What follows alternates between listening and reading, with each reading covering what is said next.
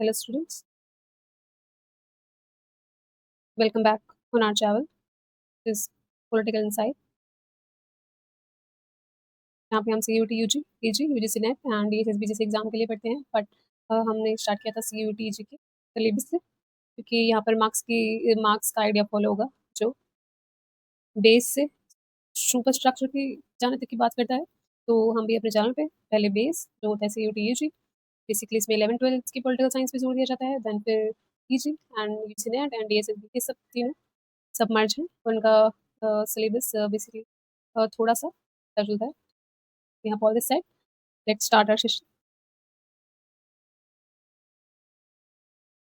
यहाँ पर हम देखेंगे हमारे first question as we know हम यहाँ पर CUT political science PYQ analysis करने वाले हैं फॉर आर 2026 में एग्जाम। तो चलो शुरू स्टार्ट करते हैं। पर बोला गया when was the Kyoto protocol sign. यहाँ पर पूछा गया क्योटो प्रोटोकॉल को कब साइन किया गया था। जैसे कि हमें पता है क्योटो जापान की एक सिटी का नेम है, इस पे ये क्योटो नाम रखा हुआ है एंड इसका मेजर कंसर्न है क्लाइमेट चेंज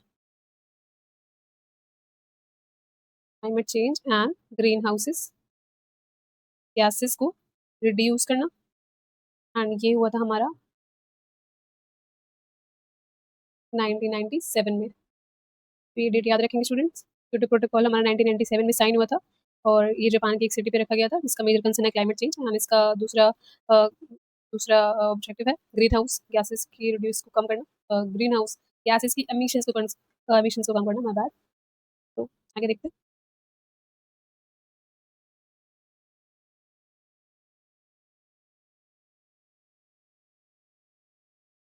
देखते हैं हमारा second question and this what is the full form of start. तो स्टूडेंट्स ये वाला स्टार्ट इंग्लिश की वो कैब नहीं है, is related to political science, तो ये किसी पॉलिटिकल साइंस के टर्म से जुड़ा होगा। देखते हैं। It is a strategic arm reduction tool. No. It is a strategic arm reduction treaty. Maybe yes. Strategic arm reduction tactics. No. Strategic arm reduction tax. No. So our answer is strategic arms reduction treaty. जो war weapons या फिर destructive weapons को production को रोकता है। देखते हैं। ये एग्रीमेंट हमको याद रखना होगा। ये एग्रीमेंट हुआ था बेसिकली यूएस एंड यूएसएसआर के बीच में। मेन थिंग टू रिकॉल, इसको याद रखेंगे हम, यूएस एंड यूएसएसआर के बीच में हुआ था और इसका मेजर गोल था न्यूक्लियर वेपन्स को और मास डिस्ट्रक्टिव वेपन्स को की प्रोडक्शन को रिड्यूस करना। तो ये भी याद रखेंगे। ये देखेंगे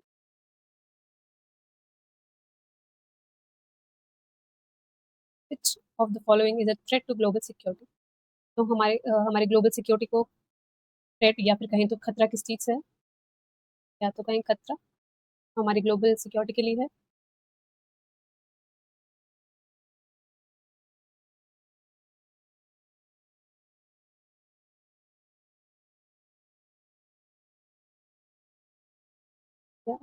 क्या वो ह्यूमन राइट्स है? नो। क्या वो आर्म्स कंट्रोल है? नो। क्या वो टेररिज्म हो सकता है? Yes. Yes. Terrorism the threat of global security. Disarmament it's not a threat. Terrorism के साथ मेजर थ्रेट हमारे लिए हो सकते हैं cyber attack and environmental crisis.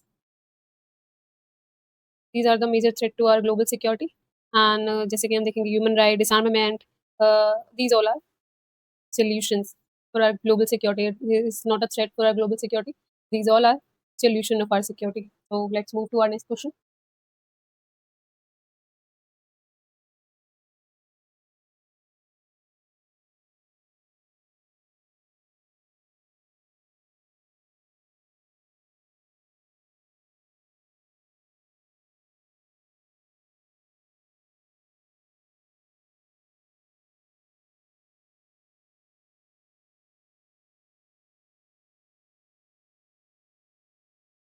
यहाँ देखेंगे when was the Energy Conservation Act passed।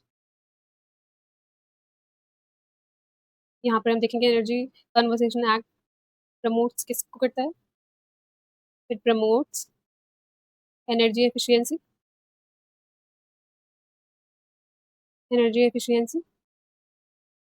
and another one is sustainable development.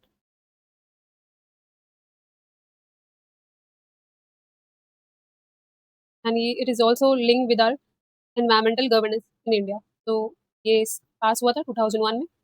The very important date.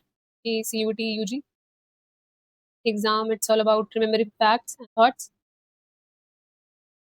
With consistency in practice is a major key and game changer for the exam. आगे देखते हैं.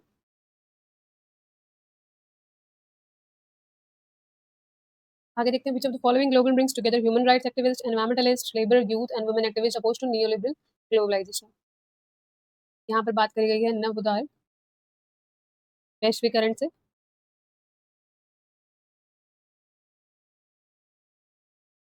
यहाँ पर बात करी गई है नव उदार वैश्वीकरण से जो सपोर्ट करता है. Neoliberal globalization is basically supports labor rights, environment, and social justice. These all are talk about social justice and advocate social justice, environment issues, and labor rights. That's why it opposed all these supports labor rights, environment, and social justice. And इनको unity कौन देता है? वो साथ में कौन देता है यूनिटी? वो देखेंगे. World Economical Forum, no, it's related to economical activities. World Social Forum, maybe yes. World Cultural Forum, no, it's not. G20, it basically related to developing countries. ये हमारा आंसर नहीं हो सकता. तो ये मेजर एक्सप्लेनेशन मैंने आपको दिया. Neoliberal globalisation supports labour rights, environment and social justice, इनको एडवोकेट करता है. और इसके साथ में ये एक ही स्वर में जो तो प्लेटफॉर्म देता है which is social world social form. So let's move to our next question. Which of the following is true about globalization? It's a very well known fact, and you all are aware of it. Basically, it's talked about globalization nature. So here we discussed economic and phenomena. Possibly yes, cultural phenomena and multi-dimensional phenomena. Globalization has had a universal impact on all states and society. Basically हम देखेंगे economic में हम देखेंगे MNCs को. It includes MNC and trades. And cultural में देखेंगे हम media को and lifestyle को. And multi-dimension में हम देखेंगे इकोनॉमिक को भी कल्चरल को भी. It includes culture, economic, and another one is political itself. So here I mention it. It includes political phenomena itself, which is advocates global governance. So our answer is globalization is a multi-dimensional phenomena.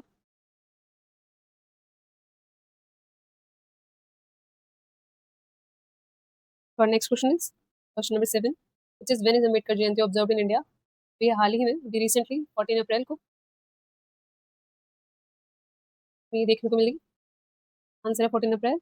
And coincidentally आज है 15 अप्रैल जब ये video हम stream कर रहे हैं. तो यहाँ पे ये हमारा कंटेम्प्रेरी क्वेश्चन हो गया. तो अनदर फैक्ट देखेंगे. Doctor B R Ambedkar. Doctor B R Ambedkar is the architect of our Indian Constitution.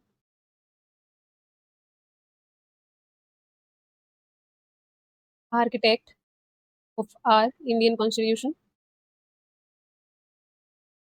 ये फैक्ट पूछा जा सकता है. And Ambedkar also advocate Article 32 and said that is the Article 32 is the heart of our Indian Constitution. Basically, Article 32 is talked about constitutional remedies.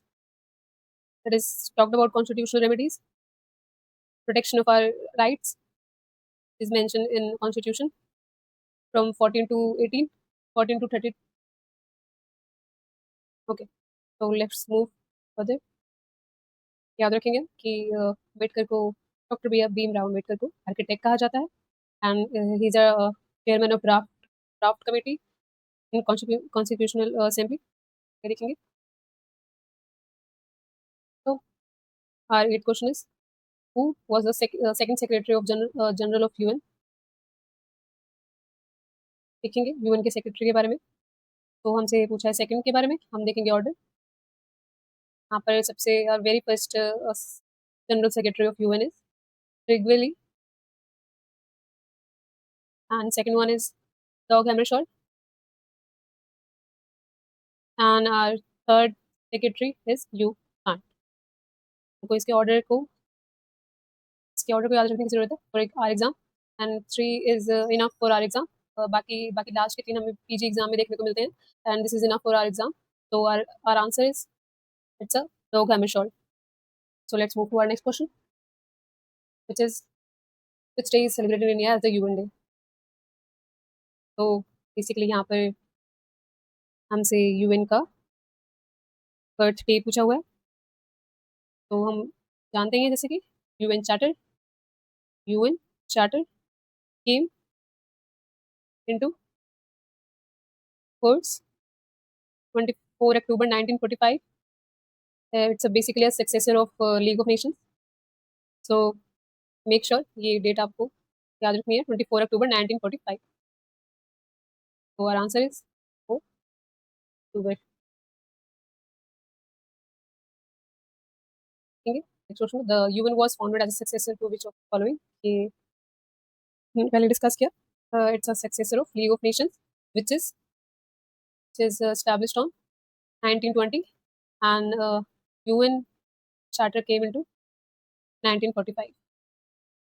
But league of Nations का idea world war first के लिए fail कर गया था, and जो UN का idea है वो पीस मेंटेन करने का है, एंड ग्लोबली ग्लोबली वॉर जैसी सिचुएशंस को नेग्लेक्ट करता है. देखेंगे तो एक पर league of nation peace maintain नहीं कर पाया जो यूएन अभी तक सस्टेन कर रहा है. आगे देखेंगे. Write the full form of UNDP. तो यहाँ पर हमको बतानी है यूएनडीपी की full form. Very easy question. देखेंगे united nation development planning. No. United nation development programme may be yes. United nation design programme. Note two united nation development programme. Okay. The mistake. दोनों question एक हो गए. So okay, हमारा question यही रहने वाला है, यूनाइटेड नेशंस डेवलपमेंट प्रोग्राम. हम इसके बारे में थोड़ा एक्सप्लेन कर देते हैं. Focus is on poverty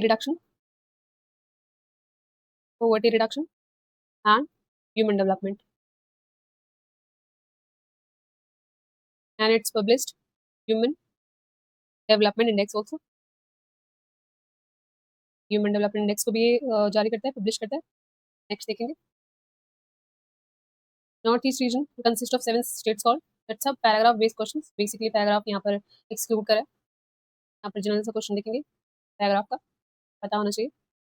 north east reason consist of 7 states called seven sisters. It is famously known for Seven Sisters, Northeast region. So here are 7 states. It's just called Seven Sisters, and our first one is Assam. Second one is Meghalaya.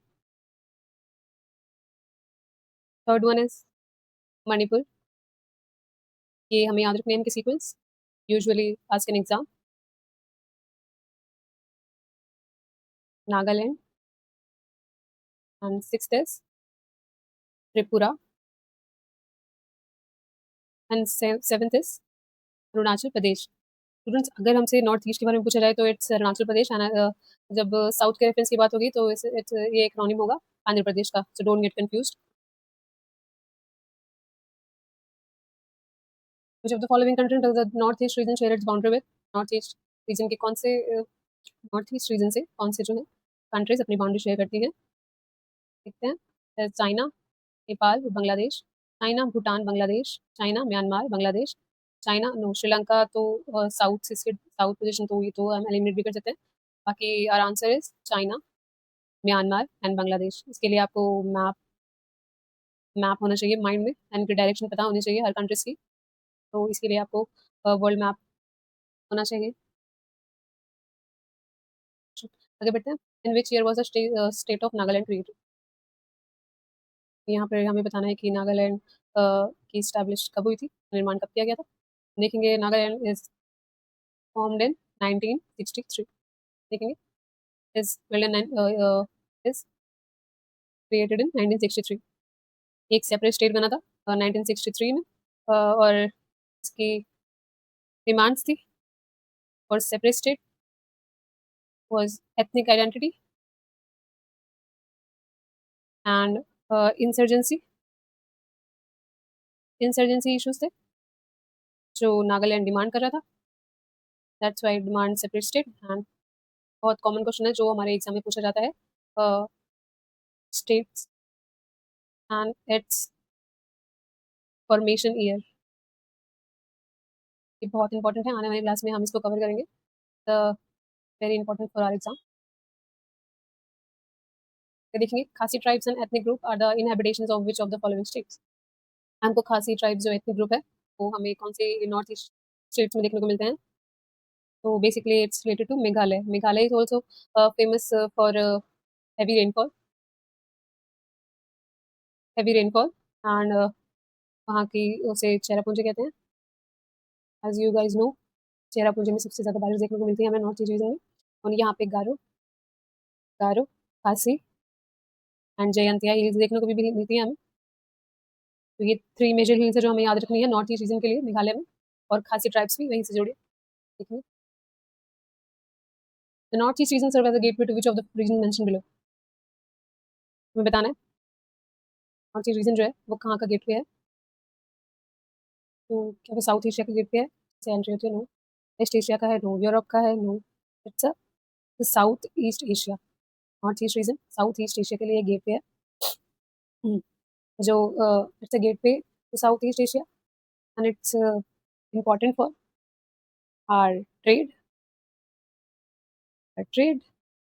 and it's also connect, connect with and follow to Act East policy जो हमारे economically and strategically promote करता है हमारे relations को India with multiple multiple country. तो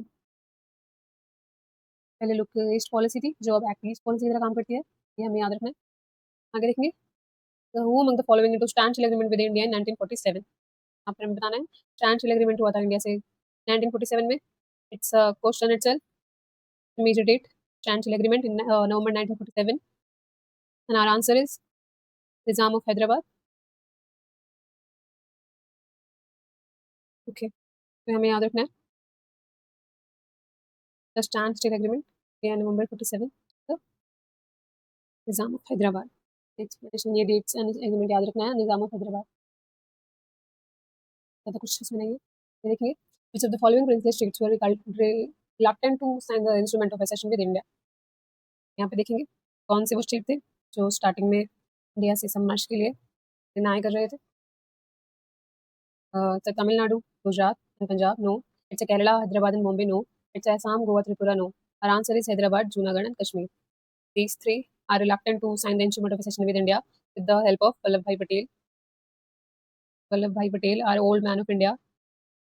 तो princely states को India में सबमर्ज करने का प्रस्ताव लेके गए थे। तो ये थ्री हमारे पास स्टेट्स है, या फिर कहें तो प्रिंसली प्रिंसली स्टेट्स जो रिलक्टेंट थे, थोड़ा डिनाई कर रहे थे इंडिया से समझने के लिए। तो देखते हैं, the two nation theory was advanced by the which of the following party. Two nation theory is very famous, अगर आपने कभी सुना होगा। टू नेशन मतलब हम बात कर रहे हैं इंडिपेंडेंट इंडिया की, कहाँ से ये थ्योरी हमें देखने को मिलती है।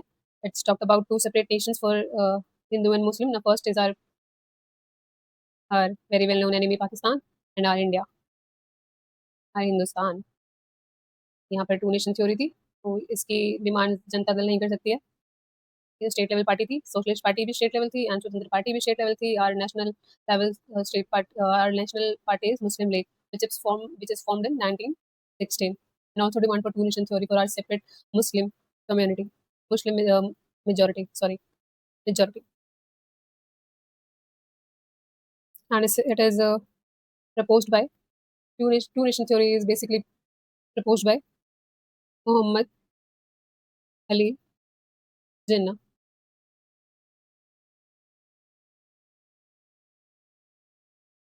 टू नेशन थ्योरी ही बाद में जाके हमारे इंडिया के सेपरेशन को दिखाती है आफ्टर 1947। तो ये फैक्ट्स याद रखेंगे। 20 क्वेश्चन का देखेंगे। Who was known as a frontier Gandhi.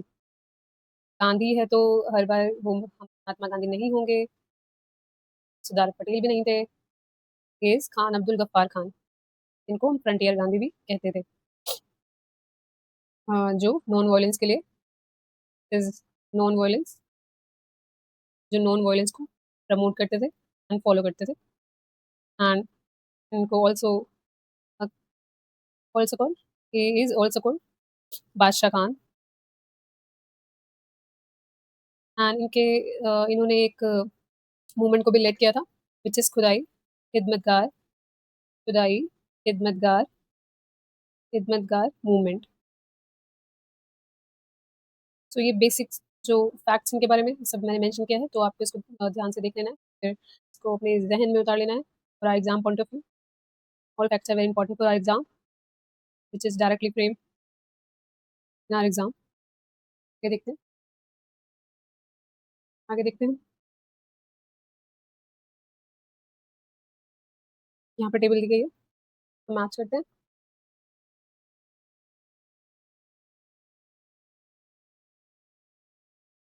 यहाँ बताना है कि कौन सी पार्टी का कौन सा लीडर लेड कर रहा था। तो यहाँ पर सबसे पहले हम देखते हैं, सबसे पहले अगर पहले हम जो हमको पता होता है उससे मिलाएंगे, तो Shyama Prasad Mukherjee, famous for Prem, Bharatiya Janata party और बीजेपी। तो ये कॉन्सेप्ट हिंदुत्व का था उनकी आइडियोलॉजी में, उनकी पार्टी में। तो सबसे पहले ये फॉर्म किया गया था श्यामा प्रसाद मुखर्जी में। इज तो हम देखेंगे हमारा बी का आंसर फर्स्ट है, तो यहाँ पर 3 है, नहीं हो सकता। यहाँ पर 2 है, यहाँ भी नहीं हो सकता। अभी 4 नहीं हो सकता। तो ये एलिमिनेशन एलिमिनेशन स्ट्रैटेजी से भी क्वेश्चन सॉल्व किए जा सकते हैं फॉर आर एग्जाम। तो गाइस डोंट हेजिटेट, अगर आपको कुछ नहीं आ रहा है तो आप सबसे पहले एलिमिनेशन की टेक्निक्स अपना सकते हैं, जो मैं पर्सनली खुद भी एग्जाम में फॉलो करती हूँ। तो और आंसर इज फर्स्ट, यहाँ पर देख लेते हैं। इसके डांगे थे कम्युनिस्ट पार्टी से, श्यामा प्रसाद मुखर्जी थे भारतीय जनता पार्टी से, मीनू मसानी थे स्वतंत्र पार्टी से, and Ashok Mehta communist party, प्रजा प्रजा socialist party.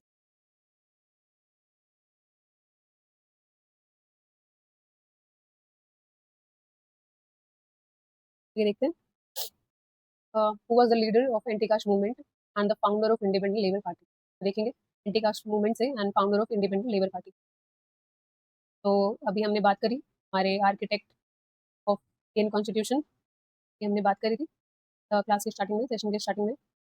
Who is our doctor Bhimrao Ambedkar. Is is the founder of independent labour party and anti caste movement. यहाँ पर एंटी कास्ट मूवमेंट आएगा, कुछ कास्ट रिलेटेड या कास्ट को प्रमोट करने की बात आएगी, तो अम्बेडकर इज ऑलवेज देयर, जिन्होंने he is also fought against untouchability. जहाँ बात आएगी सोशल इनक्वालिटी की, वहाँ पर हमें भीमराव अम्बेडकर के thoughts and concept and stories देखने को मिलेगी। तो our answer is Baba Saheb Bhimrao Ambedkar. Whom the following was known as the milkman of India? Milkman of India. Milkman of India is related to White Revolution. Is White Revolution in 1970. पहले हमें Green Revolution भी देखने को मिलता है. Green Revolution, which is in 1966 to 1966. So, who among the following was known as the milkman of India? It's basically our Verghese Kurian. White Revolution. These two, these two information and facts are most important. White Revolution is related to uh, White Revolution basically related to milk, जहाँ से India producer बना था milk का, largest milk producer बना था white revolution के बाद। तो it's related to Verghese Kurien. And अगर हमने 1966 की इंडियन रेवोल्यूशन की बात की है, तो यहाँ देख लेते हैं, it is related to M S Swaminathan. तो ये फैक्ट बहुत इंपॉर्टेंट है, ये देखते हैं। 24 क्वेश्चन, इस क्लास कंसिस्ट 25 क्वेश्चन। तो इसका ये पार्ट 1 है, सेकंड पार्ट ये प्रोवाइड करेंगे, बताया जाएगा। देखते हैं। Statement 1, the second 5 year plan based on heavy industries. Statement 2, a bulk of industry like electricity, railway, steel could be developed by the private sector. तो मैं देखती हूँ हमारा आंसर क्या रहने वाला है, कि the second 5 year plan stress on heavy industry. Yes, yes, second 5 year stress on heavy industry. First statement is correct, a bulk of industry like electricity, railway, steel could be developed by the private sector. Railways associated with government sector। ये देखेंगे public sector. तो our statement 1 is correct and another 1 is incorrect. The answer our Part 1 last question is the second 5-year plans were under the leadership of, as we discussed earlier, as we discussed, इसको देखेंगे, बात करें second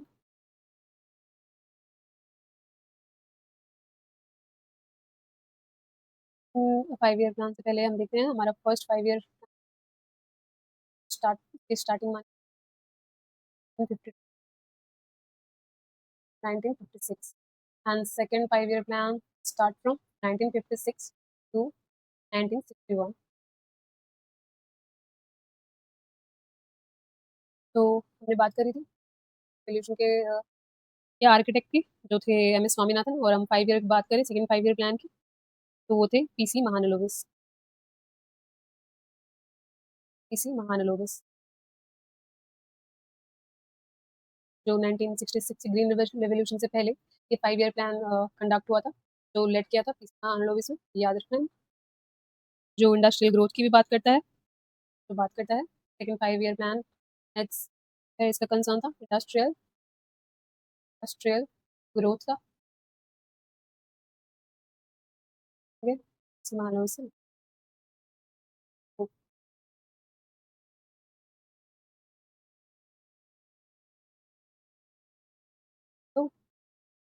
तो students, I hope you like it. I hope you like this session. अगर आपको अच्छा हो तो डू सब्सक्राइब दिस चैनल। तो आपके लिए quality content and free content UT के लिए प्रोवाइड करवा रहा है। तो बड़े बड़े कोचिंग सेंटर के कोर्स मिल जाएंगे, ज़्यादा प्रीमियम कोर्स मिल जाएंगे, काफ़ी सारे ऐप्स पे, बट मेरा पर्सनल एक्सपीरियंस है। I am 3 time UGC net qualified, तो मुझे पता है सिलेबस के बारे में, कंटेंट के बारे में, बट यहाँ प्रोवाइड करवाया जा रहा है। तो आप consistency and practice is must for exam. Channel को आप टाइप कर लें, फॉलो कर लें, तो आपको कंटेंट डेली प्रोवाइड करवाया जाएगा on inside channel. So guys, if you like it, bye. Thank you for watching all this side.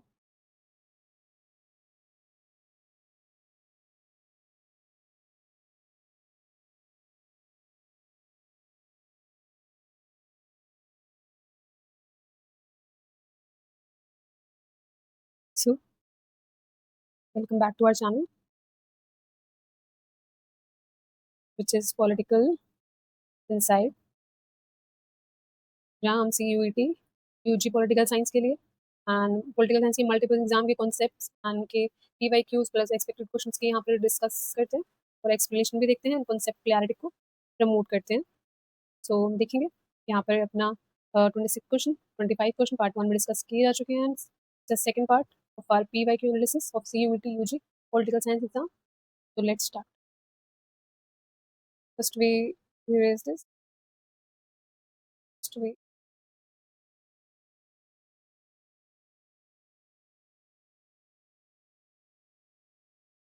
start. ठीक है, हमारा क्वेश्चन क्या कहने की कोशिश कर रहा है? So the following treaty was rejected by the India as discriminatory as it prevented only non-nuclear countries from acquiring nuclear. तो जैसे कि हम इसको डिस्कस कर चुके हैं अपने सिलेबस में कि इंडिया की जो न्यूक्लियर पॉलिसीज हैं और किन न्यूक्लियर पॉलिसी से डिसएग्री करता है एंड किस न्यूक्लियर पॉलिसी से एंड ट्रीटी से इंडिया एग्री करता है, इसके बारे में हम सिलेबस में डिस्कस किया जा चुका है, बट चैप्टर आगे देखेंगे सिक्योरिटी में। तो देखते हैं इंडिया कौन सी न्यूक्लियर न्यूक्लियर ट्रीटी या फिर कॉन्सेप्ट को नेग्लेक्ट करता है एंड रिजेक्ट करता है। So it's a intermediate range nuclear force treaty, no it's not, it's a non proliferation treaty, is also called NPT in short. आगे देखेंगे strategic arm reduction treaty, no. Strategic offensive reduction treaty, so arms reduction treaty is conducted between US and USSR as we discussed earlier। India ने reject नहीं की थी, तो हमें देखनी है इंडिया की। So the correct answer is non proliferation treaty. Non proliferation treaty, why India call it discriminatory? why India call it discriminatory and why it rejected. So our reason is only a few country allowed nuclear weapons. India supports nuclear disarmament, not inequality. तो treaty का idea यही है कि India India nuclear डिसआर्मामेंट को support करता है, but India और developing country के पास काफ़ी वॉर डिस्ट्रक्टिव वेपन्स और न्यूक्लियर वेपन्स हैं, बट वो इंडिया को उसको प्रोड्यूस करने से हर बार रोकता है, तो इंडिया भी इक्वालिटी चाहता है। बाकी वो डिसआर्मामेंट की भी बात करता है, बट इनइक्वालिटी को प्रमोट इंडिया नहीं करता है अपने एंड से, so that's why it called discriminatory and rejected by India as well. देखो, where was the first summit of non alignment movement है, तो हमारा नॉन अलाइनमेंट मूवमेंट का फर्स्ट समिट कहाँ हुआ था, इससे पहले हम देखते हैं। This idea it's given by our Jawaharlal Nehru. Jawaharlal Nehru, इनकी बुक कई बार पूछी जाती है, ये बहुत ही ज़्यादा प्रोमिनेंट है, डिस्कवरी ऑफ इंडिया। तो ये बहुत ही अच्छी बुक है, पर्सनली मैं रिकमेंड करूँगी। अगर आपको फ्री टाइम हो तो ये ज़रूर आपको लाइफ में एक बार ज़रूर पढ़नी चाहिए। तो concept it's given bye Jawaharlal Nehru, इसको हम गुट निरपेक्षता मूवमेंट, आंदोलन भी कहते हैं, it's given bye Jawaharlal Nehru. हम देखेंगे ये सबमिट हुआ था, first submit held on Belgrade 1961, and Jawaharlal के साथ और लीडर थे इसको सपोर्ट करने वाले, जैसे कि टीटो जो यूगोस्लाविया से थे, एंड सेकेंड इज नासिर जो इजिप्ट से है। तो यहाँ पर हम देखेंगे नॉन अलाइनमेंट मूवमेंट के बाद, non alignment movement is basically it's talked about ideologies को, आइडियोलॉजीज से, आइडियोलॉजीज के इंडल्जेंस से दूर रहना। It's not included and not followed a socialistic ideology, and not supports and uh, followed capitalist theory poorly. तो cold war phase में दोनों ideology से जो तटस्थ रहा था, जो नॉन अलाइंड रहा था, वो इंडिया था, जो जिसे अपने नाम को प्रमोट किया, फॉलो किया, एंड थर्ड वर्ल्ड कंट्रीज में इस कॉन्सेप्ट को प्रमोट किया। देखिए, the Shimla Agreement of the Shimla Agreement of 1972 was signed between India and which of the following countries? Shimla agreement देखेंगे।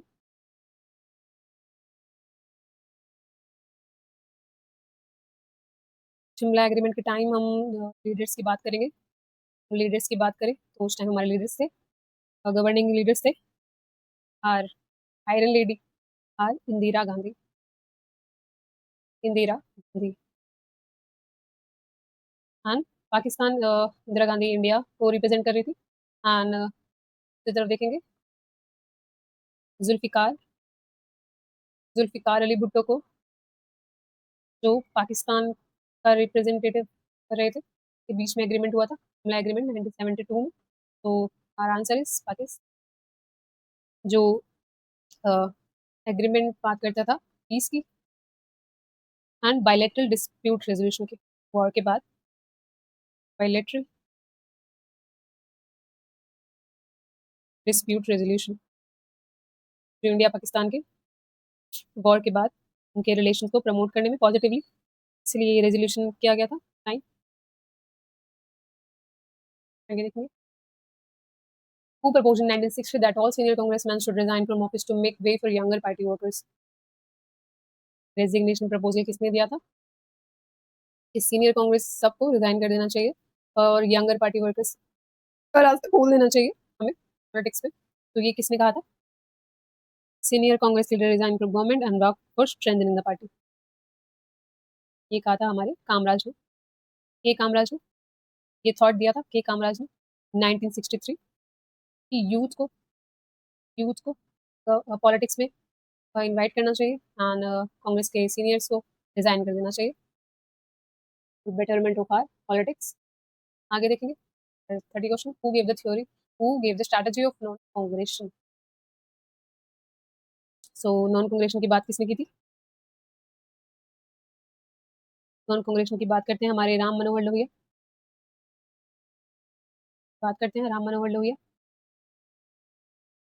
और कहते हैं ऑल्सो नॉन एग्रेशन को एक्सप्लेन करते हैं।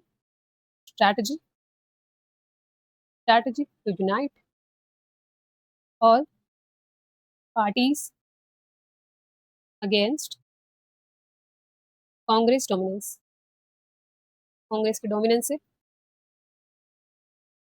उनके सप्रेशन से सब पार्टी को यूनाइट करने की बात करते हैं अगेंस्ट कांग्रेस लीडर जो काफ़ी ज़्यादा सत्ता में इंडल्ज थे, काफ़ी इन्फ्लुएंस था, तो उसके अपोज करते हैं राम मनोहर लोहिया, जिस टर्म को बोलते हैं नॉन कांग्रेशन। आगे देखेंगे, the Mandal commission was appointed by, the Mandal commission was, Mandal commission is related to, ये सबको पता होना चाहिए, Mandal commission is related to OBC politics, OBC reservation politics, specifically reservation politics. तो इसको लीड किसने किया था? Mandal commission was appointed by Janata party government, it is appointed by Janata party government. 1970s जो बात करती है हमारे 1990, जो जनता पार्टी गवर्नमेंट जो 1979 में फॉर्म हुई थी, एंड जो इस मंडल कमीशन को फॉर्म करती है एंड रिकमेंड करती है रिजर्वेशन के बारे में, आइडेंटिटी बैकवर्ड क्लासेस के बारे में, एंड जो इम्प्लीमेंट की जाती है 1990 में बीपीसी के टाइम पे मेजरली हम देखने को मिलती है पॉलिटिक्स। ये देखेंगे मंडल कमीशन ने किसकी बात की, हमने देख ली, identify backward classes, recommended reservation for OBCs. देखेंगे 1947 nationwide strike by all the employees of railway was led by which of the following leader? Students ये बहुत इंपॉर्टेंट क्वेश्चन है, इवन ये मेरे एग्जाम में देखने को भी मुझे मिला था, ये टीजीटीएसएसटी के एग्जाम में देखने को मिला था, so is very important for you guys. PYQ analysis करते हुए ये क्वेश्चन मुझे मिला, सो ये रिलेटेड है जॉन फर्नांडिस से। ये one of the largest labour strike अगर हम देखें तो ये one of the largest labour strike थी रेलवे की, जो जॉर्ज फर्नांडिस ने जो जॉर्ज फर्नांडिस जिसे लीड कर रहे थे, one of the largest labour strike. इसका जो किसको अपोज कर रही थी, बेसिकली जो पुअर वेजेस के आइडिया को नेग्लेक्ट कर रही थी, and second one is working hours, working conditions, working hours को ट्रांसफॉर्म करने की बात कर रही थी, तो is it's a largest strike related to George Fernandes. ये मोस्ट इंपॉर्टेंट क्वेश्चन है हमारे एग्जाम पॉइंट ऑफ व्यू से, याद रखिए। Which of the following political party led the movement for the formation of Punjab सूबे? कौन सी ऐसी पॉलिटिकल पार्टी थी जो पंजाब सूबे के फॉर्मेशन के लिए मूवमेंट को लेड कर रही थी? तो जैसे कि हम देखते हैं अकाली दल, जो पंजाब की पॉलिटिक्स के लिए काफ़ी प्रोमिनेंट माना जाता है, इसका इन्फ्लुएंस काफ़ी ज़्यादा देखने को मिलता है, बात पंजाब की जाए तो अकाली दल, एंड ये डिमांड कर रहे थे सेपरेट पंजाबी स्पीकिंग स्टेट्स की, ये डिमांड कर रहे थे सेपरेट पंजाबी सूबा, demand for separate Punjabi speaking state.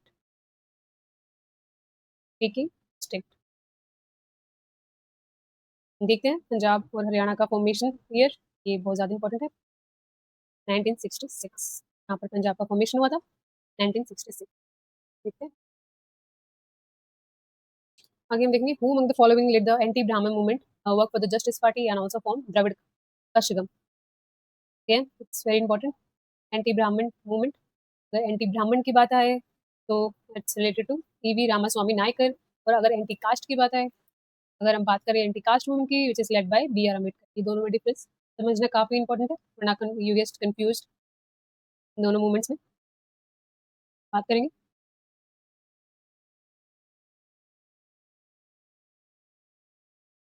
Anti Brahmin movement led by E V Ramaswamy Naicker, and यहाँ पे हम देखेंगे E V Ramaswamy Naicker fought against caste system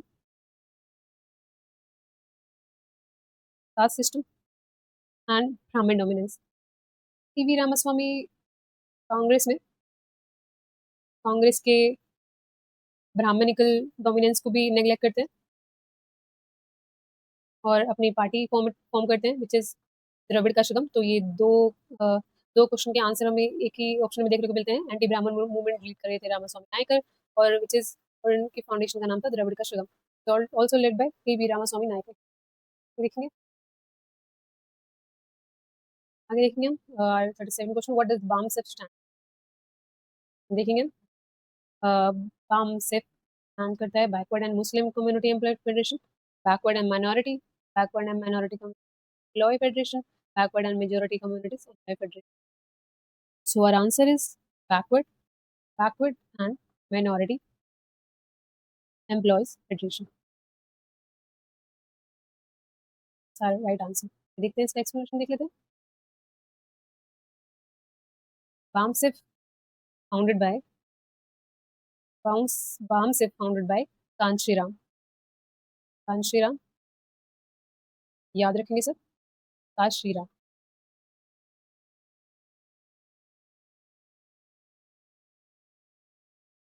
जो फोकस करता है, जिसका ऑब्जेक्टिव था एम्पावर मार्जिनलाइज्ड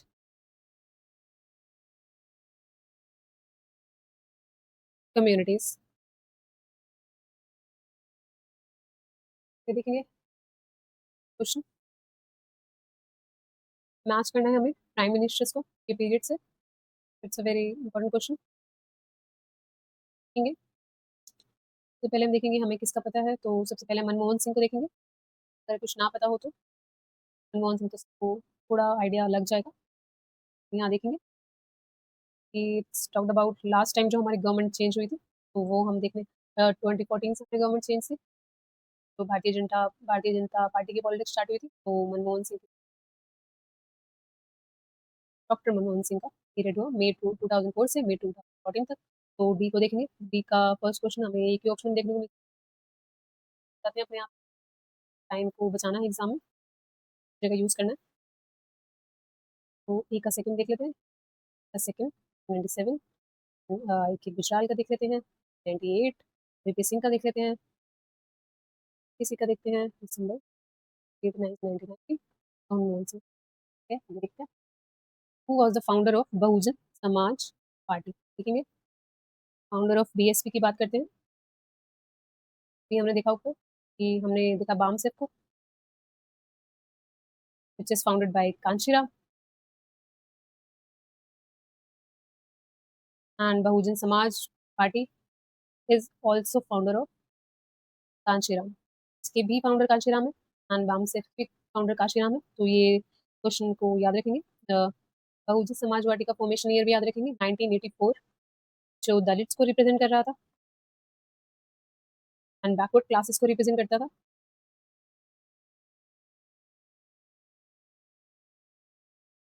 ये मेजर फैक्ट्स याद रखने हमें पॉइंट ऑफ व्यू से। फिर देखेंगे model of transition in Russia, Central Asia, and the East Europe that was influenced by World War and the IMF came to known as। ये हमने discuss किया है शॉक थेरेपी के बारे में। ये क्वेश्चन जैसे कि हमने डिस्कस किया था शॉक थेरेपी के बारे में, इसमें रशिया को, सेंट्रल एशिया को, ईस्ट यूरोप को वर्ल्ड वॉर सेकंड से आईएमएफ हेड देता है एंड इकोनॉमिकली उसको प्रोग्रेस के लिए प्रमोट करता है एंड वहाँ के collapse political and economical system को वहाँ पर हेल्प दी जाती है by IMF and world bank, जो यूएस से यूएस प्रमोट करता है, इन्फ्लुएंस बाय यूएस। तो इस शॉक थेरेपी के बारे में हमने बात करी है चैप्टर 1 में, यूनिट 1 के चैप्टर 1 में, जो हमारे चैनल पे अपलोड की जा चुकी है, तो आप वहाँ जाके देख सकते हैं। चैनल पे अपलोड हो गई है वीडियो, तो आप वहाँ जाके देख सकते हैं। इसके बारे में हमने एक्सप्लेन किया, तो आप इसको देख सकते हैं। इजी, इसका इजी कॉन्सेप्ट आप देख सकते हैं। ये क्वेश्चन वहाँ की जा चुकी है, तो आगे देखते हैं। Which year was Mikhail Gorbachev elected as the General Secretary of Communist Party of Soviet Union। यहाँ बात कर रहे हैं कि गोर्बाचेव को कब लीडर बनाया गया था communist party of the Soviet union का। तो यहाँ पर ये भी इंपॉर्टेंट क्वेश्चन बन जाता है। सो ये बनाया गया था हमारे 1985 में। मिखाइल गोर्बाचेव की भी बात करी है हमने क्लास में चैप्टर 1 में, एंड ये कॉन्सेप्ट लाए थे सोवियत यूनियन में, तो था ग्लासनोस्ट, ग्लासनोस्ट, इसको ओपननेस कहा जाता है लैंग्वेज में। And second one is perestroika, perestroika which is reconstructing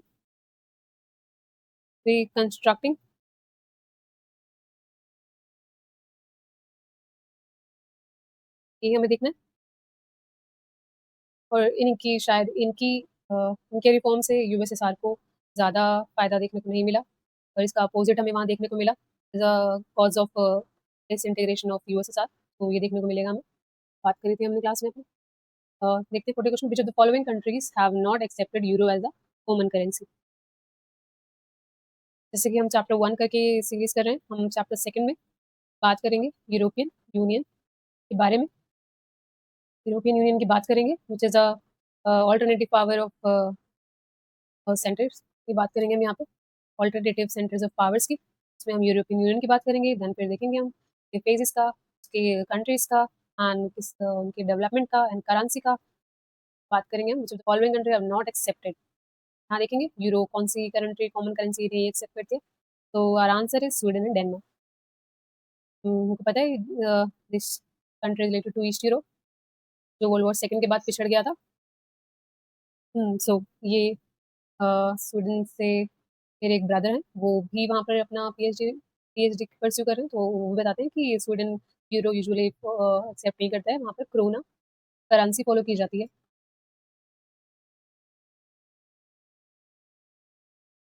ठीक है? और अपनी ओन करेंसी क्लेम की जाती है, क्रोना। आगे देखेंगे, the Asia regional forum established in 1994 is the organization that carries out the coordination of।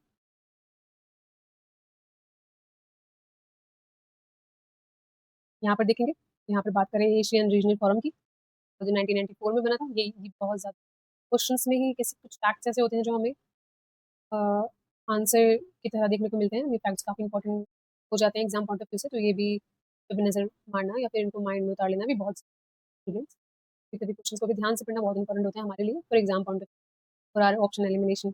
आगे के ऑप्शंस भी कभी-कभी क्वेश्चंस में से ही देखने को तो ये ना भूलें कि क्वेश्चंस को पढ़ना भी हमारे लिए बहुत ज़्यादा इंपॉर्टेंट हो जाता है। ये देखते हैं, ये किस कोऑर्डिनेशन की बात करता है? तो it's promotes and Carey's out the coordination of security and foreign policy का एक करेक्ट आंसर। तो ये बेसिकली फोकस करता है, देख लेते हैं। Here focuses on regional piece, regional piece and security cooperation, security cooperation.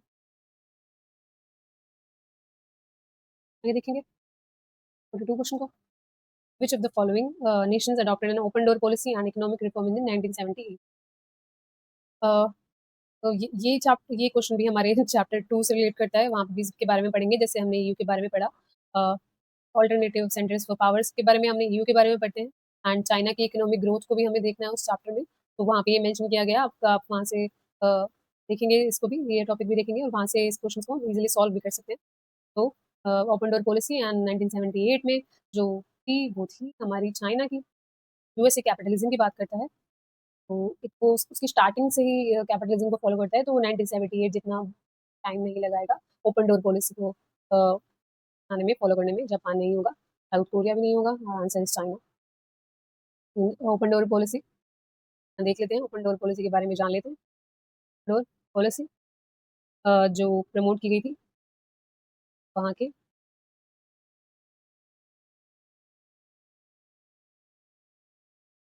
N Xiaoping के एन डियाओपिंग ने, जियाओपिंग ने वहाँ पर ये पॉलिसी को ओपन किया था, अपनाया था इकोनॉमिक फॉर्म इन 1978। जो ये पॉलिसी बात करती है इकोनॉमिक रिफॉर्म्स की।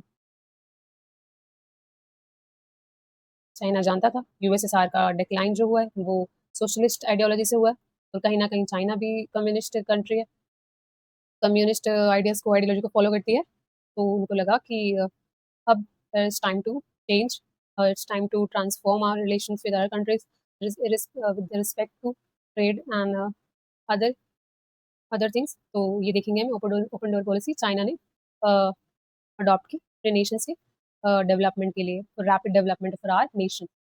और उसके बाद अब देखते हैं चाइना को एक ग्लोबल पावर के रूप में देखने को मिल रहा है।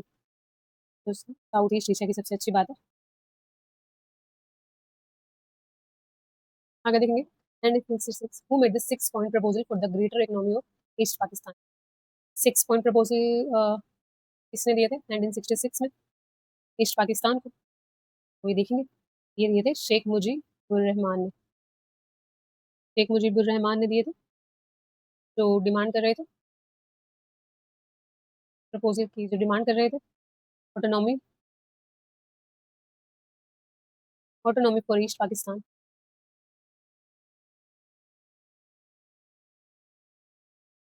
तो इन्होंने ही 6 पॉइंट्स रिकमेंड किए थे, उनकी डिमांड थी अपने ईस्ट पाकिस्तान को फॉर्मेट करने की। और जो यही डिमांड जाके 1971 में क्रिएट करती है, स्टैब्लिश करती है बांग्लादेश को। 1970 ईस्ट पाकिस्तान ही बांग्लादेश का फॉर्मेशन करती है, याद रखेंगे 1971। आगे देखेंगे, which of the following country join SAARC in the year 2007। ऐसे क्वेश्चन भी हमें कंटेम्प्रेरी और रेलेवेंट पॉइंट ऑफ व्यू से देखने को मिलते हैं, जो हमें करंट अफेयर के पॉइंट ऑफ व्यू से भी पूछे जा सकते हैं। तो सार्क का न्यू मेंबर 2007 में जिसने ज्वाइन किया है is Afghanistan. Afghanistan is the 8th member. ये 8th मेंबर है जिसने 2007 में सार्क को ज्वाइन किया है। आगे देखेंगे, which of the following countries is not included in south Asia. यहाँ पर देखेंगे साउथ एशिया का कौन सा पार्ट नहीं है, तो पाकिस्तान नो है, बांग्लादेश है, नेपाल भी है, बट चाइना इसका पार्ट नहीं है। चाइना साउथ ईस्ट एशिया का पार्ट है। यहाँ पर हम देखने को मिलते हैं includes south Asia includes Pakistan, Bangladesh, Nepal, India. Bangladesh तो देख लिया हमने, नेपाल, भूटान जो हमारे नेबरिंग कंट्रीज है वो, Bhutan, Sri Lanka, Maldives and it includes Afghanistan as well.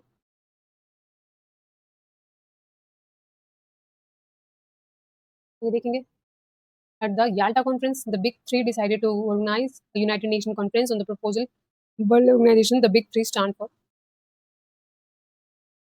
यहाँ पर हम बिग थ्री याल्टा कॉन्फ्रेंस की बात करेंगे, which is related to Roosevelt, Churchill and Stalin. यहाँ पर चाइना नो, कैनेडी भी नहीं होंगे, तो क्रुश्चेव भी नहीं होंगे। तो जहाँ पर हम बात कर लेते हैं, रूजवेल्ट यूएसए को रिप्रेजेंट कर रहे थे, चर्चिल यूके को एंड स्टेलिन यूएसएसआर।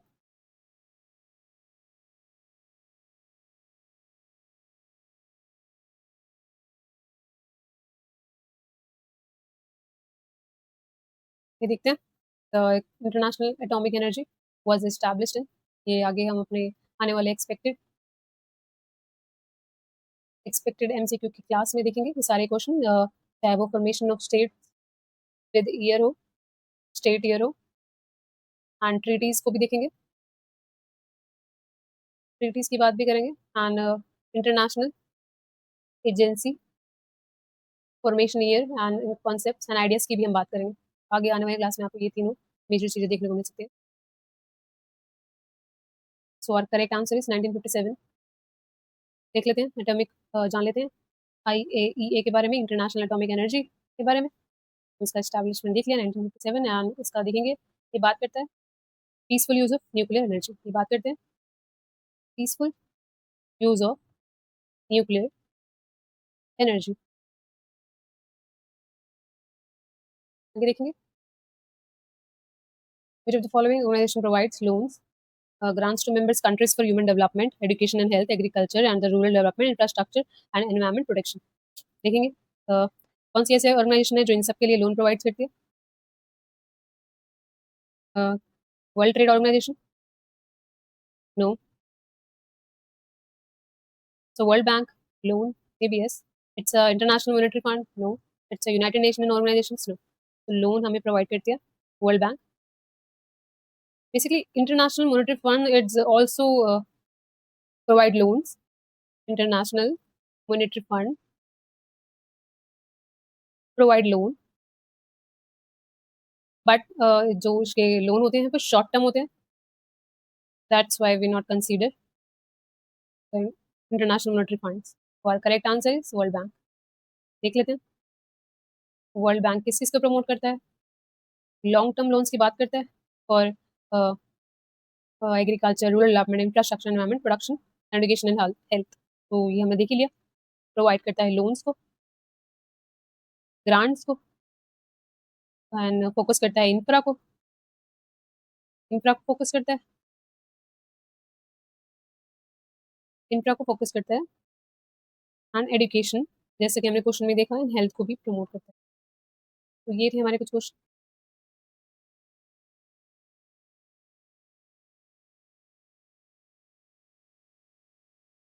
ये थे हमारे कुछ questions.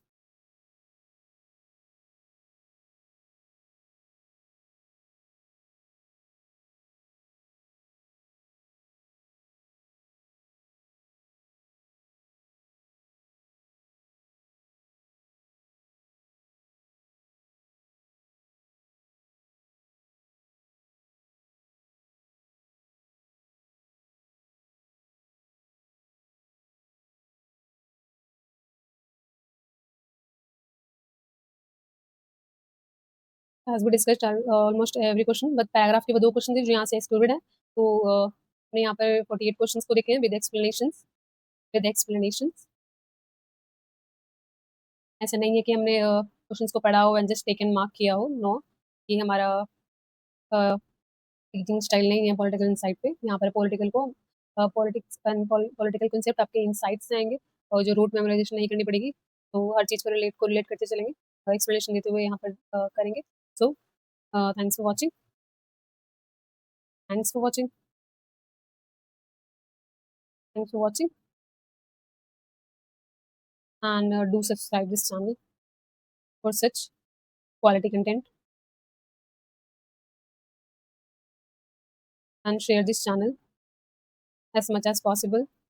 We need your support for providing content like this. यहाँ पर PYQ क्रिएट करना, कंटेंट को फॉर्मेट करना, ये सब खुद किया जाता है। तो इसमें एफर्ट लगते हैं, बट एफर्ट्स को री इन्फोर्स आप कर सकते हैं इस चैनल को सब्सक्राइब करके, लाइक करके, एंड इसको शेयर करके, चैनल को अपना चैनल को अपना प्यार दिखा के। तो इसमें आप all this side, I hope सब एग्जाम में अच्छा करें एंड कंसिस्टेंट रहें and keep studying student. Good bye.